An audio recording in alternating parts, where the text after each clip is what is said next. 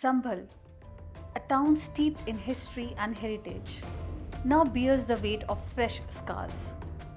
Known for its ancient landmarks and timeless charm, the town has recently been thrust into the spotlight for the wrong reason. Following the riots on November 24, Sambhal stands as a testament to both the resilience and the challenges faced by its people, by the Hindu community. Team organizer visited this troubled town where every street seemed to echo stories of loss, fear, and survival, offering a stark glimpse into the aftermath of communal tensions that have once again marred its legacy. संभल एक बार फिर से चर्चा में है और इस बार की वजह जो है वो अच्छी नहीं है। आप हमारे पीछे जो ये स्ट्रक्चर देख रहे हैं, जो मस्जिद नुमा स्ट्रक्चर है, जो हिंदू पक्ष है उसको क्लेम कर रहा है कि ये यहाँ पे हरिहर मंदिर है, और जो मुस्लिम पक्ष है वो कह रहा है कि यहाँ से सदियों से यहाँ पे ये शाही जामा मस्जिद रहा है। इसके पीछे की वजह है कि अभी हाल में ही यहाँ पे इस मंदिर को लेकर के, या कह सकते हैं इस डिस्प्यूटेड स्ट्रक्चर को लेकर के, एक पिटीशन दायर हुई थी, और उसके बाद कोर्ट ने ये कहा कि यहाँ पे सर्वे होना चाहिए। और सर्वे जो हुआ, जो दूसरा चरण का जो सर्वे था वो 24 नवंबर को होना था, और जब 24 नवंबर को यहाँ पे सर्वे हुआ तो उस दिन यहाँ पे हिंसा की स्थिति बनती है, और यहाँ पे हिंसा होती है जहाँ पे प्रशासन को कड़ी कार्रवाई करनी पड़ती है, और जहाँ पे कुछ लोगों की जान जाती है। सबसे बड़ी बात है कि यहाँ जो दोनों पक्ष हैं, और मुस्लिम पक्ष के हैं और हिंदू पक्ष के हैं, तो यहाँ पे आप तमाम लोगों से बात करते हैं तो ये निकल के आता है कि जो हिंदू पक्ष है वो कहता है कि यहाँ पे मंदिर ही था, उसके रेफरेंस पॉइंट है, उसके हिस्टोरिकल रेफरेंस हैं, चाहे उसका पुराण में कहें, गुरबानी में कहें। और दूसरी तरफ जो मुस्लिम पक्ष है वो ये कहता है कि यहाँ पे हम तकरीबन 500-700 वर्षों से यहाँ पे हम और हमारे पूर्वज यहाँ पे नमाज पढ़ते आ रहे हैं। मेरे पीछे जो आप देख रहे हैं, ये जो एरिया है ये कभी कुआं हुआ करता था, और हिंदू पक्ष जो है वो क्लेम करता है कि यहाँ कुआं हुआ करता था। लेकिन जो मुस्लिम पक्ष है वो कहता है यहाँ ऐसा कुछ नहीं था। लेकिन हिंदू पक्ष के द्वारा 2012 तक ये क्लेम किया जाता है कि यहाँ पे जब भी उनके घर में किसी बच्चे का जन्म होता था या शादी विवाह होती थी तो वो यहाँ आकर के पूजा करते थे। लेकिन हमारे पीछे आप देख रहे हैं कि अभी नमाज पढ़ के लोग निकले हैं, और अभी वर्तमान में यहाँ पे नमाज पढ़ा जा रहा है। लोकल्स यही बताते हैं कि यहाँ वर्षों से जो है मस्जिद ही थी, और मंदिर का यहाँ से कोई लेना देना नहीं है। मामला कोर्ट में है। हम बात करेंगे यहाँ के स्थानीय लोगों से, जो आसपास में जो हिंदू पक्ष हैं और जो मुस्लिम पक्ष हैं, हम जानेंगे कि उनकी राय क्या है।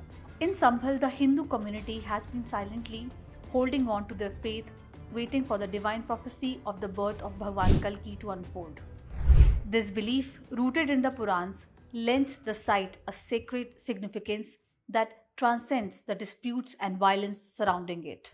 जो संभल के अंदर जो होलकर जिसने अहिल्याबाई होलकर थी, अहिल्याबाई होलकर जी ने एक वहाँ भी काशी में मंदिर बनाया था, तो विश्वनाथ जी का भी, उसका भी जीर्णोद्धार कराया था उस विश्वनाथ के पास ही जो पुराना था। यहाँ पर भी जो कल्की मंदिर प्राचीन है, हरिहर मंदिर, उसके पास में अहिल्याबाई होलकर ने मंदिर बना रखा है बहुत समय पहले। आप वहां पे जाके देखें, नीचे कल्की मंदिर है जो बना हुआ है उसके बराबर में, और उसमें पूजा हो रही है, अर्चना हो रही है। एक मंदिर आप देखेंगे जयपुर में है, बहुत सुंदर, कल्की भगवान का, बहुत बड़ा धाम है, बड़ी मान्यता है। तो कल्की भगवान के मंदिर कई हो सकते हैं, लेकिन जो प्राकृतिक स्थल है भगवान कल्की का, जो प्रमाण मिलते हैं, जो साक्ष्य मिलते हैं, वो ये कहते हैं कि वो जो हरिहर मंदिर के अंदर जो अभी जगह है भगवान कल्की का, वहां अवतार होगा। Despite the turmoil, the Hindu side remained composed, their devotion unshaken, quietly awaiting a future they firmly believe has been foretold. For them, this is not just a legal or communal battle, it is a matter of faith, one they hold on to with steadfast resolve, even as the world around them erupts in discord. क्योंकि कुछ क्रूर आक्रांताओं ने, मुगलों ने ऐसा किया कि उसको मंदिर के ढांचे को ऊपर से परिवर्तित करके उसको मस्जिद का रूप दे दिया। हालांकि वो मस्जिद नहीं है, वो सिर्फ मंदिर ही था, और मंदिर ही है आज भी, और भगवान हरिहर की कृपा से वो मंदिर ही रहेगा। To understand the perspectives of both the sides, team organizers spoke to Muslim as well as Hindu residents of Sambhal. हम लोग जो डिस्प्यूटेड स्ट्रक्चर है, आप जो हरिहर मंदिर कह लीजिए या शाही जामा मस्जिद कह लीजिए, उसके ठीक पीछे हैं, और यही वहीं पे एक दुकान है, ये टिम्बर की दुकान है, और यहाँ पे दो लोग हैं और दोनों ही मुस्लिम समुदाय से हैं। हम लोग इनसे बात करेंगे और जानेंगे कि मुस्लिम पक्ष क्या सोचता है इस क्लेम को लेकर के कि यहाँ पर जो है हरिहर मंदिर है। क्या नाम हुआ आपका? सुजात अली। सुजात साहब, अभी जो नया जो विवाद हुआ है संभल में जी जी कि इस मस्जिद को लेकर के कि एक पक्ष है जिसने पिटीशन कोर्ट में डाला है और जी। कहा कि ये जो है ये मस्जिद नहीं हरिहर मंदिर है। वो गलत डाला वो। इस क्लेम को कैसे देखते हैं आप? वो गलत डाला। हमने तो जामा मस्जिद ही देखी है, जब सोच समझा हमारे बड़े बूढ़ों ने पीढ़ी ही गुजर गई। मस्जिद ही देखी जामा मस्जिद, शाही जामा मस्जिद है, जामा मस्जिद ही रहेगी और जामा मस्जिद ही रहेगी, जामा मस्जिद ही है आज भी। आप क्या आपका क्या नाम हुआ? मोहम्मद जमीर खान। जमीर साहब, आप कह रहे हैं, जब मैं इनसे बात कर रहा था आपने कहा मस्जिद ही है, मस्जिद ही रहेगी। जामा मस्जिद है, मस्जिद ही रहेगी। लेकिन मामला अभी कोर्ट में है। कोर्ट में है, ठीक है। हाँ, कोर्ट में है, ठीक है, हमें पता है कोर्ट में है। और पहले भी मस्जिद मतलब मुकदमे जीती भी है, कोई ऐसी बात थोड़ी है। पिछले भी जीती भी है मुकदमे बहुत। इससे पहले कब हुआ था? बहुत टाइम हो गया। अब तो खैर मैं तो नहीं जानता, जो पढ़ा लिखा होगा वो बतागा जाते। अच्छा जी, ये जामा मस्जिद शाही जामा मस्जिद है और बड़ी मस्जिद है हमारे यहाँ के शहर की में, और बहुत पुरानी 500 साल के ऊपर मस्जिद है हमारी। भाई मस्जिद है, मस्जिद ही रहेगी है। आप कितने भी कोई भी कुछ भी कहता रहेगा, हर कह क्या कुछ भी कहे, हमें इस बात से नहीं परवाह। तो जो इतिहासकार हैं या जो कह लीजिए कि जो पिटिशनर हैं, उन्होंने कोर्ट में साक्ष्य रखे हैं, हिस्टोरिकल रेफरेंस दिया है, चाहे गुरबानी में हो, पुराणों में हो, उन्होंने कागजात दिखाए हैं एक तरीके से कि उनका क्लेम है कि यहाँ पे मंदिर था। कोर्ट ने भी कहा है कि सर्वे होना चाहिए। कैसे देखते हैं? उनका कोई कोर्ट में कुछ नहीं है, ना उनका कुछ सर्वे, जितने भी होता है सब गलत हो रहा है। इसमें कुछ नहीं है किसी का। शाही जामा मस्जिद है, शाही जामा मस्जिद रहेगी। लेकिन हिंदू पक्ष तो कहता है कि यहाँ जो बाहर जो कुआं था वहां पे पूजा होती थी। नहीं, और 2012 में 50 साल तो हमें भी होगा, हमने कोई पूजा वहाँ पे नहीं देखी। 50 साल की मेरी उम्र है, मैंने कोई पूजा वहाँ होती नहीं देखी। एक एक करके बात करेंगे। पूजा नहीं देखी हमने अपनी उम्र में। यहीं पे बहुत सारे लोग कह रहे थे कि हमारे यहाँ शादी होती थी तो नहीं, ऐसा कुछ नहीं। वो झूठ बोल रहा है, वो झूठ बोल रहे हैं। ऐसे पूजा कुछ नहीं। और वो लोग किसी वीडियो में भी है, वो ये कह रहे हैं कि हम सामने नहीं आ सकते और वो हम कैमरे पे हमें मत डालो, ना तो हमारी यहाँ से दुश्मनी हो जाएगी, कुछ हम डर रहे हैं, ये है सब कुछ। ऐसी कोई बात नहीं। तो बहुत पुरानी मस्जिद है, शाही जामा मस्जिद, आज भी है, नमाज हो रही है। क्या आपको लगता है कि कोर्ट का फैसला जो है, मामला कोर्ट में है, कोर्ट का फैसला आपके पक्ष में आता है तो ठीक है, मान लीजिए, मैं सुन लीजिए मेरी बात, अगर आपके पक्ष में आता है तो अच्छी बात है। अगर आपके पक्ष में नहीं आता है और कोर्ट ने कह दिया कि ये मस्जिद नहीं मंदिर है, उसके बाद मुस्लिम समाज क्या करेगा? देखिए, बात ऐसी है कि कोर्ट का फैसला तो ईमानदारी का होना चाहिए कि शाही जामा मस्जिद है और 500 साल से ऊपर की शाही जामा मस्जिद है। यहाँ इससे कोई मतलब नहीं है कि हर मंडी जो कर रखा है इन लोगों ने। इस बात से फायदा क्या है जो विवाद फैला रहे हैं लोग? अफवाह फैला रहे हैं जी, अफवाह फैला रहे हैं लोग। और कुएं पे तो हमने आज तक भी नहीं देखा कुछ भी। कुआं पानी का कुआं था, पानी भरते थे, मोहल्ले के लोग पानी आता था। हमारे मुस्लिम समाज जो थे वो पानी भरते, सब रहते हैं ना, रहते हैं चारों तरफ, वो पानी भरते थे उसमें। इसमें कोई पूजा पाठ कुछ नहीं थी। तो फिर कुआं बंद क्यों करवा दिया? कुआं बंद नहीं करवा क्यों दिया? कुआं के पीएसी जो पड़ी है यहाँ पे, एक 50 साल पहले से पीएसी दरवाजे पे जो मौलाना को शहीद करा गया था इस मस्जिद के अंदर, तमाम इन लोगों ने जो शहीद कर दिया था, ये जब भी पीएसी लगी है छोटे दरवाजे पे जो लग रही है, बड़े 5-6 लोग आके शहीद कर गए। तमाम लोगों ने, इन लोगों ने शहीद कर दिया। मौलाना को जला दिया था। किन लोगों ने? हिंदू लोगों ने। और क्या, मौलाना को जला दिया था। लेकिन वो तो और कहते हैं कि शरीफ भी जला अफवाह दिया। थी। नहीं है, अफवाह नहीं है। आज भी उनकी दरगाह है मस्जिद के अंदर, सबको पता है, उनकी मस्जिद के अंदर दरगाह है, लिखा हुआ, आप देख सकते हैं। मज़ार है उनका, कोने में मज़ार है उनका। अच्छा, हाँ, पूरा इतिहास लिखा हुआ, पूरा इतिहास लिखा हुआ है। तो जैसे आप कह रहे हैं कि उनके बारे में जो मौलवी साहब थे पुराने, जिनके बारे में आप कह रहे हैं कि धोखे से 5-6 लोग आ गए तड़के, उनकी मजार बनी है और उनका साक्ष्य है।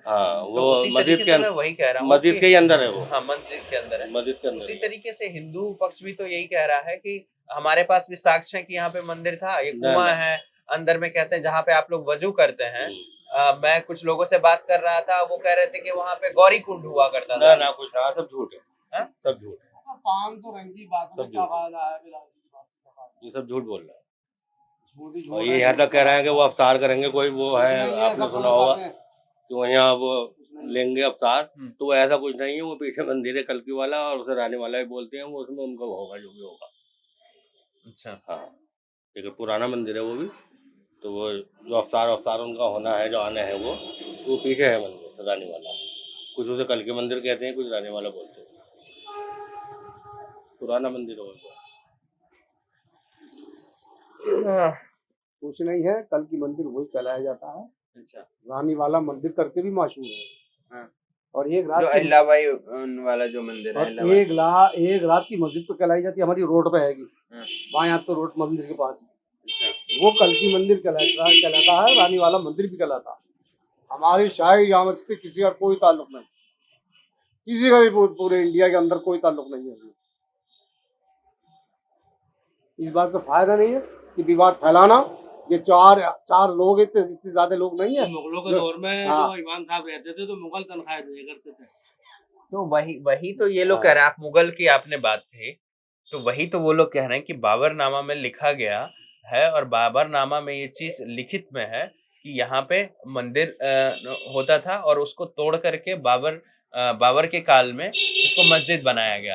आपने मुगल की बात की, तो इसलिए मैं कह रहा हूँ जो पेटिशनर्स हैं, वो उन्होंने रेफरेंस के लिए उन्होंने बाबरनामा को रेफरेंस पॉइंट लिया है, और कहा कि बाबरनामा में ये चीज लिखी गई है कि यहाँ पे मंदिर है और यहाँ कल की अवतार होना है। ना वो रानी वाले में होना, वो रानी वाले वो मंदिर में रानी होना, वाले मंदिर में वो रानी वाला अवतार जो भी होना है। कल्कि का जो अवतार होना है, वो रानी वाले में होना। यहाँ पे हजारों आदमी नमाज पढ़ता है हर टाइम।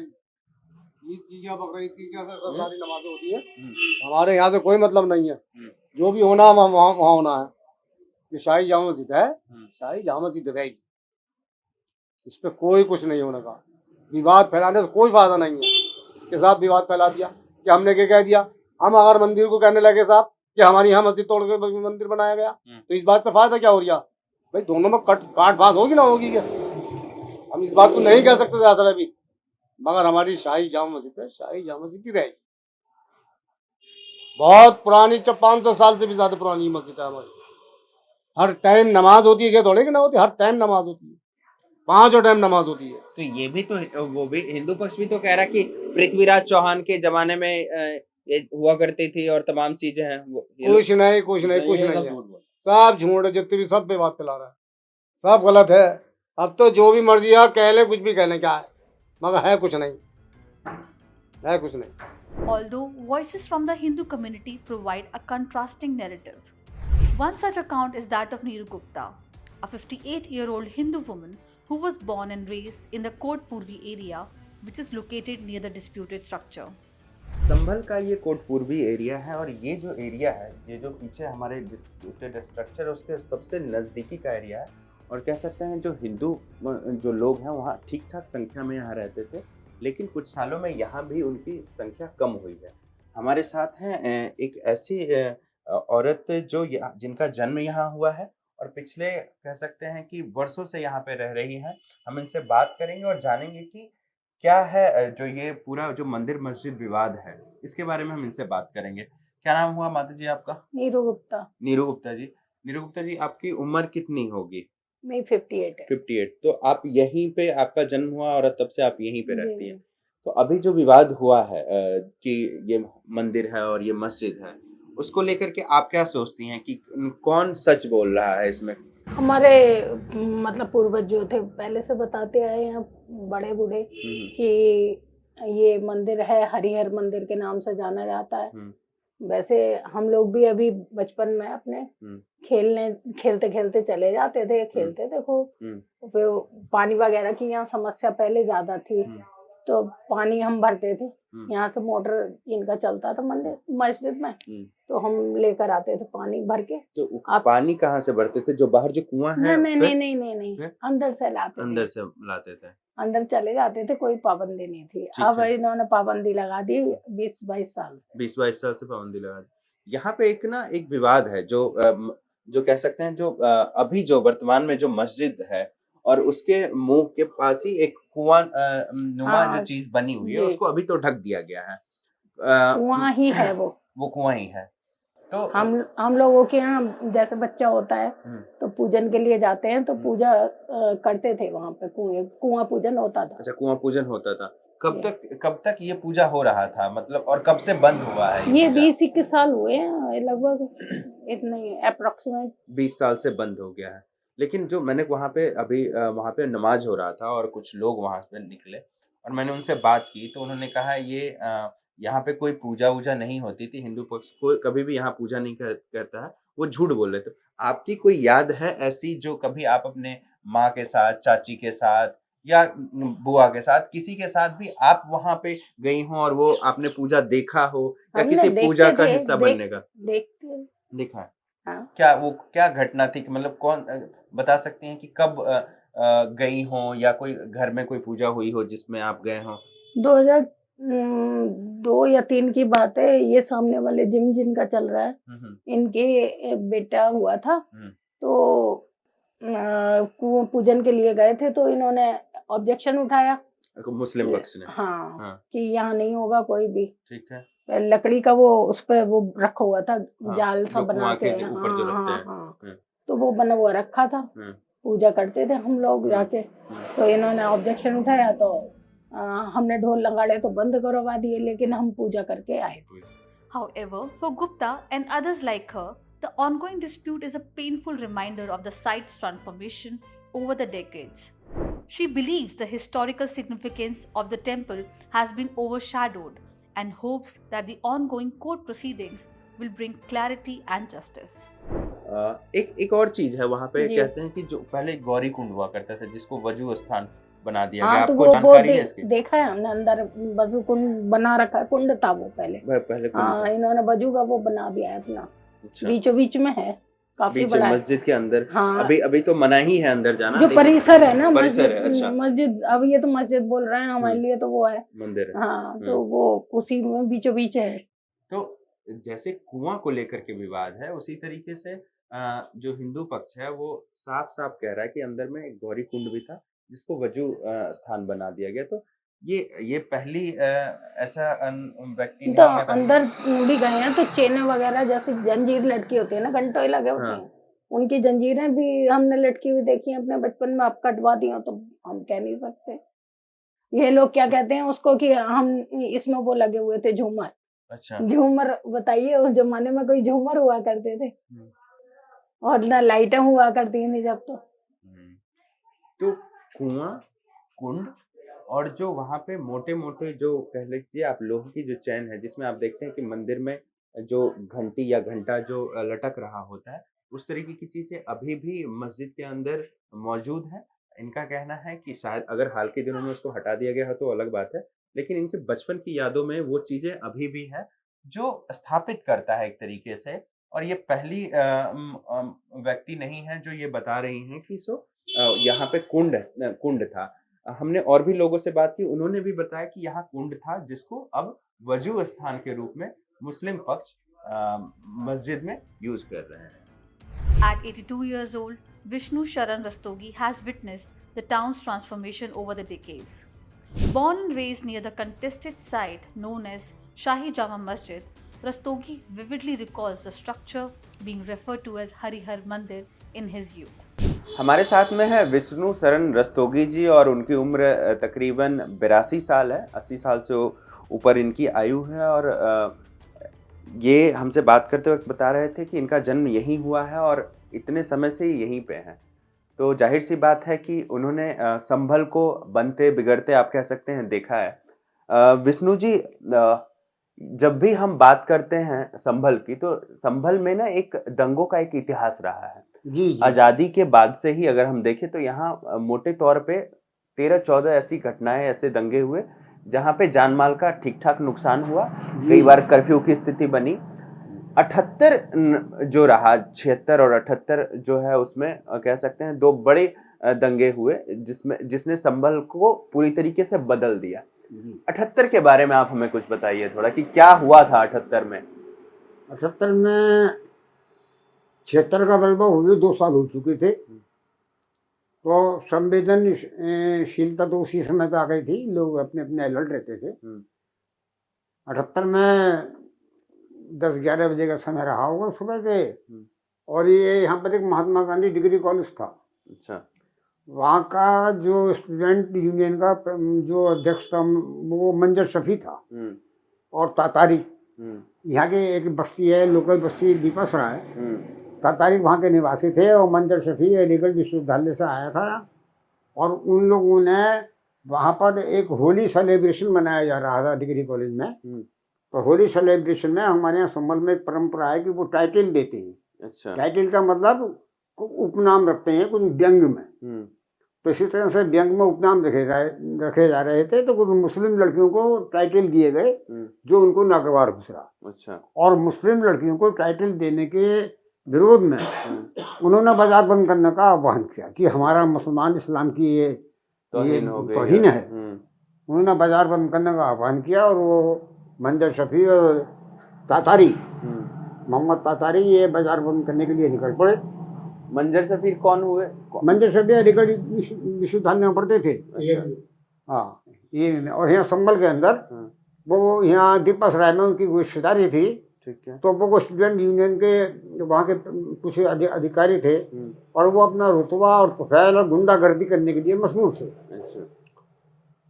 तो वो उन्होंने बाजार बंद करने का आह्वान किया और वो बाजार बंद करने के लिए निकल पड़े। तो ये हमारे तहसील रोड पर सब्जी मंडी के पास एक प्रमोद चाय वाले हैं, उन्होंने उनसे बंद करने के लिए कहा दुकान, उन्होंने बंद करने से इनकार कर दिया। उन दोनों में आपस में नोक-झोंक हुई और मारपीट तक आ गई। और मारपीट में ये बताया जाता है कि हम तो अपनी दुकानों पर थे कि मंजर शफी को पीट दिया गया। अच्छा। उस हिंदू दुकानदार ने, उसके विरोध में वो अफवाह फैल गई कि मंजर शफी को मार दिया। अच्छा। ये अफवाह पूरे शहर में फैल गई और वो अब इस तरह फैली कि वो मुसलमान आक्रोशित हो गए और एकदम बाजार बंद हो गया, भगदड़ सी मच गई। और उस भगदड़ में हमारे नकाशा बाजार के एक रस्तोगी राम शरण रस्तोगी को गले में उनकी धोती का ही फंदा बनाकर डालकर उनको कुएं में डाल दिया, जिंदा मार दिया। पेड़ में टांग दिया उनको? नहीं, कुएं में डाल दिया। अच्छा। उनकी दुकान के सामने कुआं था, वो उस कुएं में उनको डाल दिया। अब वो उनको डालने के बाद में एक चाकूबाजी शुरू हो गई। हमारे एक भारतीय जनता पार्टी के कार्यकर्ता हैं संतोष गुप्ता, उनके पिताजी की दुकान पर जो नौकर था उसके चाकू मारा गया। अच्छा। और वो चाकू मारने के बाद हम लोग अपनी दुकानों पर थे, हमने देखा भाई ये तो बड़ी बुरी हो रही है स्थिति। उस नौकर को हम यहाँ लाए, हम अपने मोहल्ले में लाकर उसको हमने ट्रीटमेंट किया। इसी बीच वो भीड़ जो थी वो दीपासराय में 10-15 हज़ार की भीड़ इकट्ठा हो गई। और 10-15 हज़ार की भीड़ जो इकट्ठा हुई तो उन्होंने ये सुन के कि भाई ये अफवाह और उड़ी कि वाजिद को मार दिया गया। वाजिद शेख कल्लू का बेटा था और यहाँ पर तुर्कों में बहुत सूबदार आदमी था। अच्छा। वाजिद, उसकी अफवाह उड़ी कि वाजिद को मार दिया था। शेख कल्लू उनके जो अब्बा थे वो सारे बाजार में शोर मचाते फिरे कि भाई वाजिद मारा गया, जबकि वाजिद मारा नहीं गया था। वो अफवाह उड़ी। वाजिद के मौत की खबर, मंजर शफी के मौत की खबर इस तरह फैली कि दीपासराय के बस्ती के और आसपास के मुस्लिम बस्तियों के 10,000 लोग नकाशे में इकट्ठा हो गए। ये जब भगदड़ मची थी तो हमारे मोहल्ले के मामा बनवारी लाल, उनके साले का एक फड़ था यहाँ पर, मुरारीलाल जी का फड़ बोलते हैं।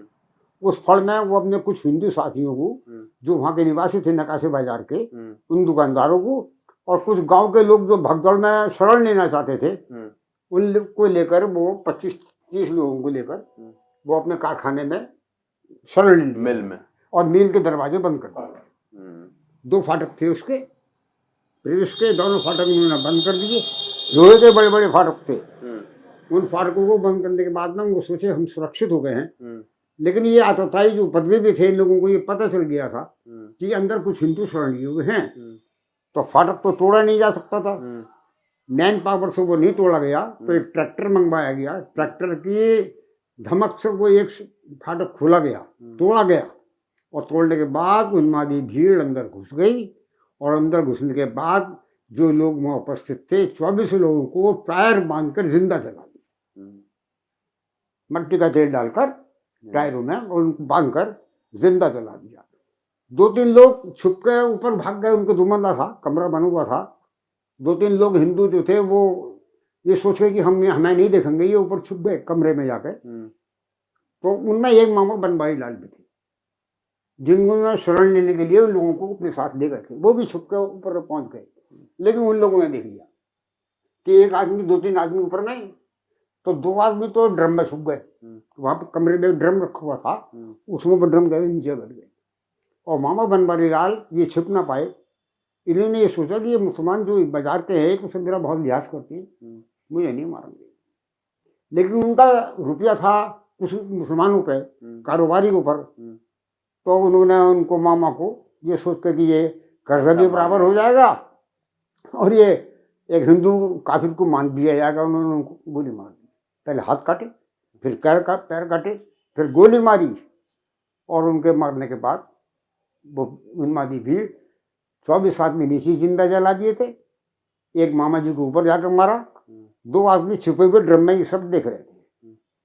जब वो शाम के समय यहाँ का डीएम फरत अली और कप्तान जब वहाँ पहुँचे हैं और ये हादसा हो चुका है, और हम सब लोग जो वहाँ पहुँचे देखने के लिए उस वारदात को, तो हम सारे आसमान में जानवरों की मांस की चिरान आ रही थी, चीलें उड़ रही थी यहाँ संभल में, यहाँ तक बदबू आ रही थी। क्योंकि वो 24 आदमी को जिंदा जलने की जो चिरांद है वो तो पूरे शहर में फैल रही थी। तो यहाँ मांस की चिरांद आ रही थी, चीलें ऊपर उड़ने लगी। हम वहाँ जब पहुँचे तो हमने देखा कि वो सब राख हो चुका है। किसी की हड्डी, एक औरत की हड्डी में वो पाजेब मिली, पाजेब जो हड्डी में मिली, तो समझा ये औरत होगी। इस तरह से मतलब इतने बुरे तरीके से जल चुका था कि हाँ, मतलब किसी भी लाश को पहचाना नहीं जा गया। और कितनी आयु होगी उस समय आपकी? मेरी आयु होगी उसमें 32 साल। His memories and historical insights offer a critical perspective on the ongoing dispute. He added that the decline in Hindu worship coincided with the dwindling Hindu population in Sambhal. तो अभी संभल में अगर हम लोग जनसंख्या की बात करें तो यहाँ पे जो मुस्लिम अनुपात है वो ज़्यादा है और हिंदू की संख्या कम है। तो क्या पहले से शुरुआती दौर से ही संभल में मतलब ये जो अनुपात था, या पहले हिंदू भी बराबर की संख्या थे? बराबर तो नहीं थे। हाँ। आज़ादी के समय भी हिंदू यहाँ 35% था। अच्छा। शहर में। हाँ। देहात की बात नहीं, शहर प्रॉपर शहर में चुंगी अंदर हम लोग यहाँ 35% थे, मुसलमान 65%। अभी कितनी हो? अभी हम 15%, मतलब 20% जनसंख्या हमारा पलायन कर गया, 30 सालों में कम हो गया, पलायन कर गया। और उसकी वजह ये है कि असुरक्षा, उनके मन में ये भय रहता है कि यहाँ कारोबार करेंगे। क्योंकि उस वक्त कई उद्योगपतियों की इन्होंने दुकानें जला दी थी, 14 दुकानें जली थी उस समय, जो हिंदू कारोबारी थे। तो वो अपनी सुरक्षा के लिए, जान माल की सुरक्षा के लिए वो यहाँ से पलायन कर, कई जो नामी गिरामी परिवार हैं हमारे उद्योगपति हैं वो यहाँ से चले गए। उन्होंने कहीं दिल्ली, कहीं नोएडा, कहीं गाजियाबाद अपना कारोबार, कहीं मुरादाबाद, कहीं चंदौसी। मतलब जो संपन्न लोग थे जो यहाँ से पलायन कर सकते थे वो चले गए, जिनका बिजनेस था और तमाम नौकरी थी। हाँ, तो वो लोग चले गए क्योंकि माहौल यहाँ खराब हो चुका था। अभी फिर से एक बार संभल में कह सकते हैं हम लोग की माहौल खराब है। 24 तारीख को जो हुआ हम सबने देखा। ये मस्जिद का विवाद है कि यहाँ पे मंदिर है और मामला कोर्ट में है अभी। आप तो मान लीजिए आपकी 80 वर्ष की आयु हो चुकी है, आपने कभी देखा कि वहाँ पे जो मस्जिद प्रांगण है, जो डिस्प्यूटेड स्ट्रक्चर है, वहाँ पे कभी कोई पूजा, आपके पिताजी या माताजी कोई वहाँ पे पूजा वूजा करने जाते हो? वहाँ एक कुआं भी है, वहाँ पे किसी प्रकार का कोई पूजा हुआ करता था, ऐसा कुछ है वहाँ? मैं अपने 4 मित्रों के साथ 1960 में गया था, उसमें मंदिर के अंदर। उस वक्त वो मस्जिद नहीं थी। 1960 में 1960 में उसको जामा मस्जिद कोई नहीं बोलता था, हरिहर मंदिर बोलते थे। तो मैं अपने कुछ मित्रों के साथ, और खास कोई ऐसा महत्व भी नहीं था, नमाज भी नहीं होती, तो मैं ये सोच कर कि ऐतिहासिक धरोहर, हमारी धरोहर है, मंदिर है, तो हम लोग देखने जाते। तो मैं जब उसमें प्रवेश किया तो दाएं हाथ को एक कुआं था। अच्छा। ये 60 की बात बता, 1960 की बात 1960 की। जहाँ यहाँ कोई कुआं था, वो कुआं आधा अंदर में था, आधा बाहर था। और जो बड़ा सामने जो 3 गुम्बद हैं, 3 मीनार, वो हमारे वो थे बुर्ज गुम्बद, उनमें बीच वाले में एक जंजीर लटक रही थी जिसमें घंटा। अच्छा, मैंने घंटा अपनी आंखों से देखा। मैं डीएम साहब को बोल कर आया कि मैंने घंटा देखा वहां पर। मैंने आज तक पे भी कहा ये कि मैंने घंटा देखा है, वो जंजीरों का हुआ। अच्छा, तो वो हमने हिलाया घंटे को, और वहाँ कोई देखभाल का कोई आदमी नहीं था वहाँ, इमाम या कोई चपरासी या कोई था ही नहीं वहाँ। फिर हम लोगों को ये पता चली, हमारे बड़े भाई वहाँ देखने गए थे, यहाँ पर एक सुरंग है। अच्छा, हाँ, तो उसे बीच वाले जो खाना है उसके बराबर में एक छोटा दर है, छोटे दर के बराबर में एक हरा दरवाजा है। उस हरे दरवाजे पे, अब तो हरा दरवाजा है, वो उस वक्त तो दरवाजा नहीं था, उस वक्त खुली सुरंग थी। अच्छा, हम सुरंग के अंदर 100 मीटर तक गए हुए। घोड़े की ऊंचाई यानी 5.5 फुट 6 फुट उसकी ऊंचाई है सुरंग की। अच्छा, और लगभग 4 फुट चौड़ी है, 5 फुट, इतनी बड़ी सुरंग है वो। तो अब मैं 100 मीटर तक उस सुरंग के अंदर गया हूँ।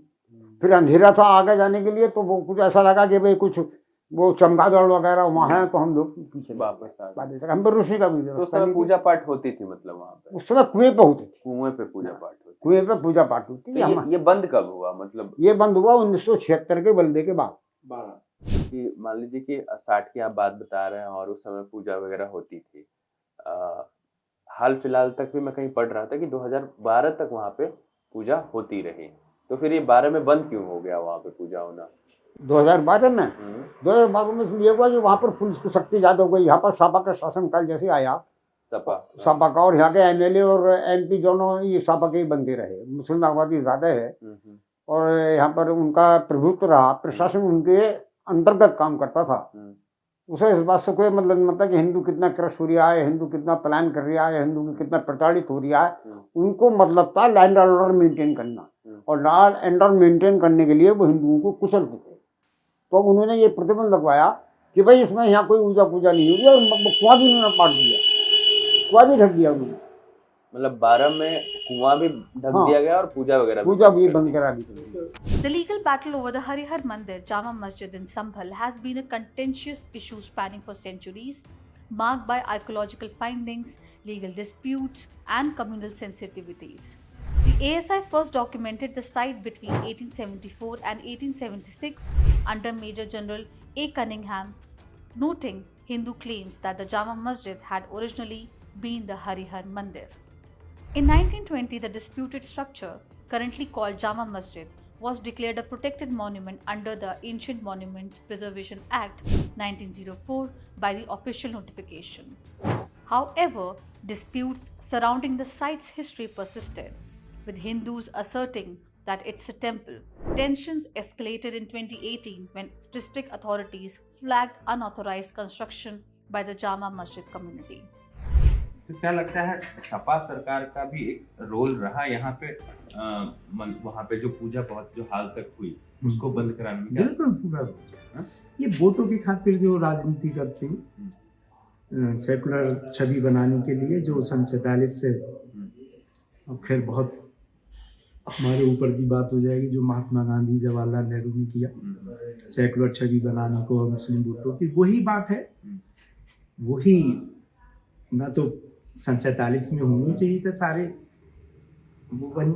मंदिर वापस आ जाने चाहिए, तो उसी डिस्ट्रिक्ट के अंतर्गत इन लोगों ने करा। तो अब देखें कि अभी तक जब हम लोगों ने तमाम लोगों से बात की तो वो कुआं की बात कर रहे थे कि वहाँ पे पूजा होती थी। इन्होंने हमें एक नई बात बताई कि वहाँ पे एक कुंड भी होता था, गौरी कुंड, जिसको मंदिर के अंदर में, जिसको बाद में वजूफ खाना के रूप में इस्तेमाल किया जाने लगा। जैसे ज्ञान बापी का मामला हमने देखा कि वहाँ पे अंदर में कैसे जो शिवलिंग कह लें या जो मंदिर की जो चीजें थी उसको वजू खाना में परिवर्तित कर दिया गया। उसी तरीके से यहाँ हरिहर मंदिर, जिसको हिंदू पक्ष क्लेम करता है कि हरिहर मंदिर है, तो वहाँ पे कुंड हुआ करता था, गौरी कुंड। उसको वजू खाना में उसको बदल दिया गया। और वजू हम जानते हैं कि वजू क्या होता है मुसलमानों में, जब वो जाते हैं वहाँ पे नमाज पढ़ने से पहले हाथ मुंह धोते हैं और तमाम चीजें। तो ऐसा ही कुछ वहाँ पे भी हुआ है। वैसे संभल में जितनी मेरी एज है और फादर की भी है, हम मुस्लिम पूरा समाज इसे हरजी मंडल कहता था। जब हरजी मंडल, हाँ हरजी मंदिर कहते नहीं थे वो। हाँ, तो बिगड़ा हुआ रूप। हम जब बचपन में रिक्शा से आते थे तो हमारा घर के भी पास था, तो वो हम यही कहते थे हरजी मंडल के पास जाना। हरजी मंडल, हाँ। मतलब उसको मस्जिद के नाम से तब कोई नहीं कहता था, हरजी मंडल का। साई मस्जिद तो ये अभी कहना शुरू करा, मतलब हरिहर मंदिर ना कह के हरजी मंडल, मुसलमान लोग उसको हरजी मंडल कहते थे। हाँ तो फादर बताते। तो क्या लगता है ये जो मस्जिद का नाम, उसको आपको मतलब आपके पास काफी जानकारी है, ये जो मस्जिद के नाम से कब से उसको बुलाया जाने लगा? मस्जिद के नाम से तो आप समझ लो 76 के बलबे के बाद, और उसके भी बहुत बाद 2000 के बाद तक, जब बर्क साहब पूरे लीडर बन गए डॉक्टर शफीकुर रहमान, तब से लोगों ने ये मुस्लिम समाज ने एक परंपरा बर्क साहब ने डाली थी कि हिंदू दुकानों से खरीदारी नहीं करें, मुस्लिम खरीदारी। ये एक बार इन्होंने अभियान चलाया। और मुस्लिम जब उसके बाद पलायन भी हुआ कि जो व्यापार था सब हिंदू व्यापारियों का पैसा मुस्लिम ले लेते थे, वापस नहीं देते थे। एक 80 का 86 का कांड इसी बात पे हुआ। यही वहाँ दुकान है, उसे संजीव को मारा था, क्या नाम था, रहमान ने मारा था, पैसे मांग रहा था वो, अपनी उसे गोली मार दी। तो इसीलिए व्यापारी संभल से पलायन भी करा। देखिए मतलब यहाँ पे अगर आप 76 की घटना देखें, 78 की घटना या 80 के बाद की भी घटना देखें, तो कहीं ना कहीं आप इसमें ना एक आर्थिक पक्ष भी है, दंगों के पीछे एक आर्थिक पक्ष भी है।